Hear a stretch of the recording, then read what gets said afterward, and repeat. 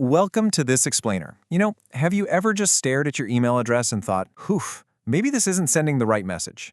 Today, we're diving into your digital identity.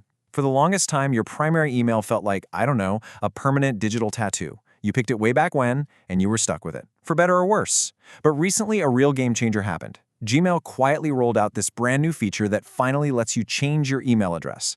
It's just an absolutely incredible opportunity to upgrade your professional presence online. So, in this explainer, I'm going to walk you through exactly how to do it, step by step, totally beginner-friendly. All right, let's dive right in.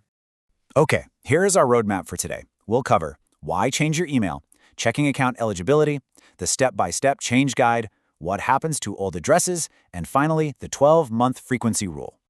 Section 1. Why change your email? Moving past the past.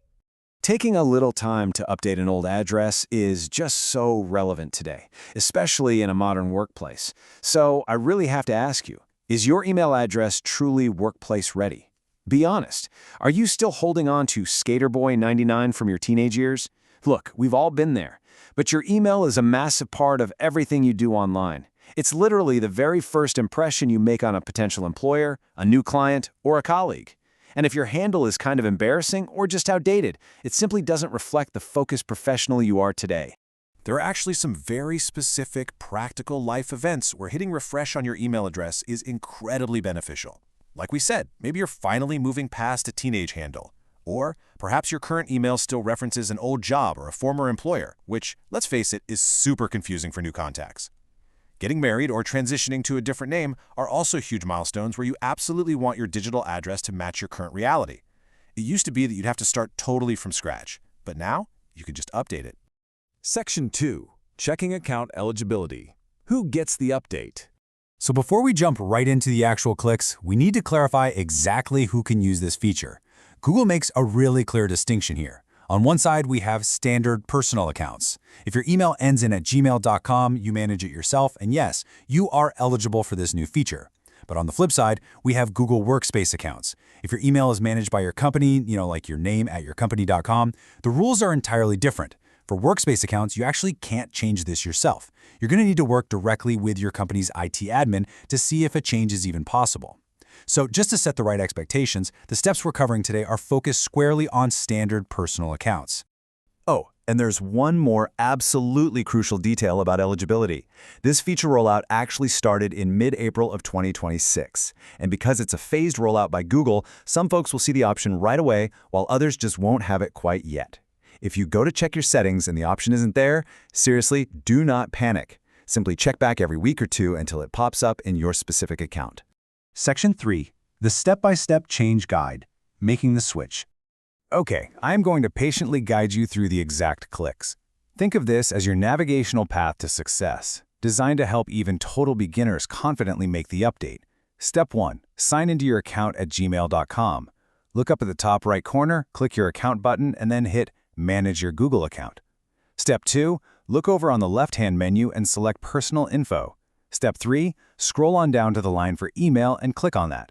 Now you're looking for a section specifically labeled Google Account Email. If your account has the feature enabled, you're going to see a little arrow right next to it.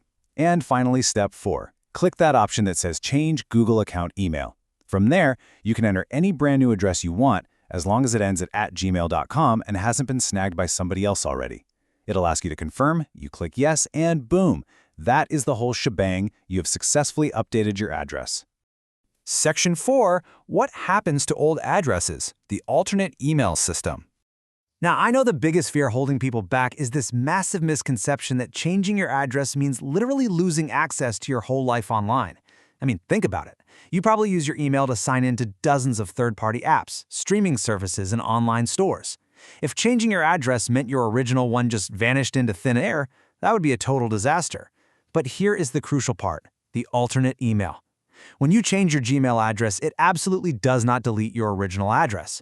Instead, it safely converts it into a secondary alias. This alternate email keeps your original handle, meaning you can continue to sign in and reset passwords without losing account access to anything whatsoever. This perfectly illustrates how these two addresses work together to make your life so much easier. Let's break it down.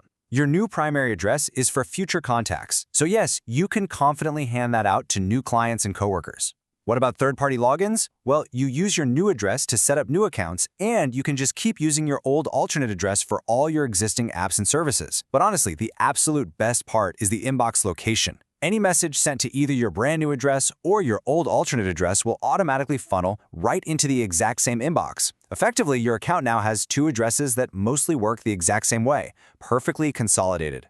Section 5. The 12-month frequency rule. Important limitations. Because this system is just so seamless, Google actually had to put some firm limitations on how often you can utilize it, and that magic number is 12. I really want to emphasize this strict 12-month rule. You can only create a brand new account address once every year. So this isn't a feature for you to keep swapping your handle every single week. It's designed for significant, permanent life updates. You get one new address every 12 months, so definitely make sure you choose your new professional handle wisely. But hey, there is a very reassuring caveat here. While you are heavily limited to creating one new address every 12 months, Google does let you safely revert to your previous email at any point. Actually, if you make the change and then realize, oops, I made a mistake, or you just need to go back for whatever reason, you are never permanently locked out of your old handle. You can always change it back. So, we've walked through the simple steps, we've seen how incredibly safe the alternate email system is, and we understand the rules. If your digital footprint isn't quite matching up with your career goals, you now have the exact roadmap to go fix it. Take a few minutes, check your Google account settings, and take control of your professional identity. Thanks for learning with me in this explainer. I want to leave you with this one thought. Does your current email truly reflect the professional you are today?